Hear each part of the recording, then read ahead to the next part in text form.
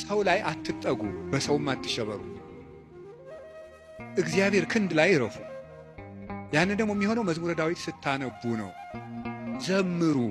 የዳዊት ሲጨንቃችሁም መዝሙረ ዳዊት አነቡ፣ ደስ ሲላችሁም አነቡ። እግዚአብሔር ደስ ሲለን እሱን ማስታወሳችንን ይፈትነናል። ሲከፋን አኩርፈን አለመውጣታችንን ይፈትነናል። ስለዚህ ሲከፋን ምን ዘምር እሱ እግር እንገኝ። ምንድነው? ሴት በሚያስጨንቅ ስቃይ ትወልዳለች፣ ወልዳ ስትጨርስ ከባሏ እግር ትገኛለች ይላል።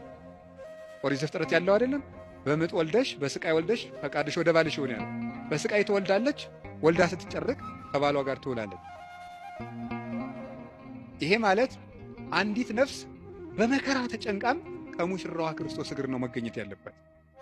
ትርጉሙ ይሄ ነው፣ መንፈሳዊ ትርጉሙ። የቅዱስ ዳዊት መዝሙር ደግሜ ነው የምነግራችሁ። አሁን ምናልባት እዚህ ቤተክርስቲያን ውስጥ ተመልሼ ብመጣና ባስተምር ሌላ ቀንም ስለ መዝሙረ ዳዊት ልናገር ይችላል። ቅዱስ ዮሐንስ አፈወርቅ ምን ይላል? ስብከት እንዳሻሽል ከፈለጋችሁ እናንተ ያለባችሁን ችግር አሻሽሉ ብሏል። እናንተ በተመሳሳይ ሁኔታ እየኖራችሁ ተመሳሳይ ርዕስ አትስበከን አትበሉኝ። ስለዚህ የእናንተ ህይወት መጀመሪያ የነገርኳችሁን ችግር ከለቀቀ አሁን ደግሞ አዲስ ስብከት ይዤ እመጣለሁ ይላል።